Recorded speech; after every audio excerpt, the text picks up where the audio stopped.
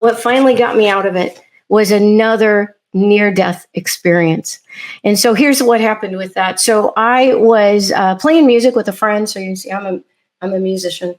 And so I was playing music with a friend, and we would play around at these bars in St. Louis. We were not anybody important or famous or anything, but so we were at this bar playing a show, and then after it was over, I had gotten wasted, drunk like usual, and it was a terrible night. The weather was horrible. It was almost like blizzard-like conditions. Everything was icy, and after the show was over, I get in my car to drive home. Now I had no business driving, but I was doing terrible, stupid things at the time. So I get in my car to drive home, and my car ran off the road, and I couldn't see where I was. I went through a sign. I remember the sign going over the top of the car, and the car was spinning out of control. It was absolutely out of control. And then finally it stopped, and I'm off the road. I don't know where I'm at.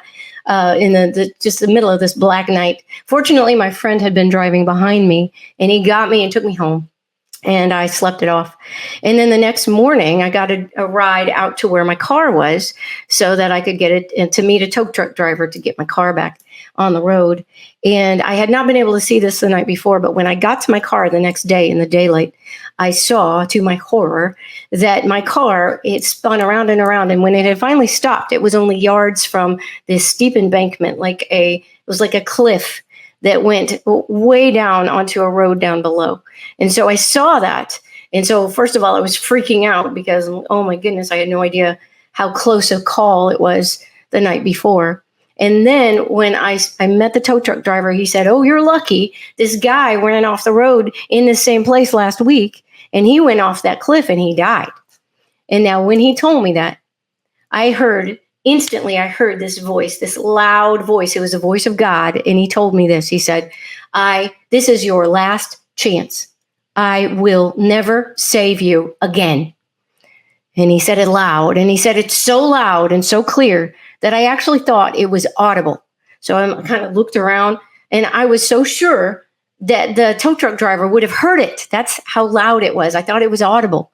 But he kept talking, so he obviously did not hear it. So we finished up our deal, and then I went back home. But I knew beyond a shadow of doubt that God had talked to me, and that he meant what he said, and that he would not say. He had now saved me 2 times from my own stupidity, and I knew he wasn't going to do it again. And so I needed to get my life together. And so I went back. At this point, I had my own little house, and I'd already started my business. And so I was living in this little house in Ferguson, Missouri. And so I went home, and I threw away all my alcohol, and I quit alcohol cold turkey. And God helped me because I didn't have any trouble. I didn't drink alcohol, not a drop, for years and years and years after that. And then, but now I couldn't quit the drugs. The prescription drugs. I could not quit them abruptly because the combination of those drugs were so addictive that my doctor had told me, "Do not ever stop taking these because you will have withdrawals that will be so bad that you could have a heart attack and die."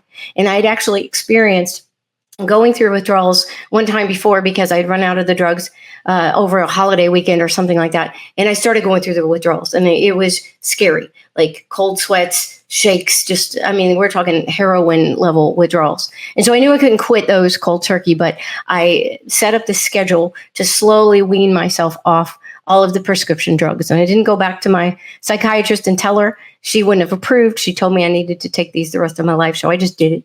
And so this was January. And then by the middle of March, I was completely off the prescription drugs. And I've never taken a prescription drug since then. This is over 25 years ago.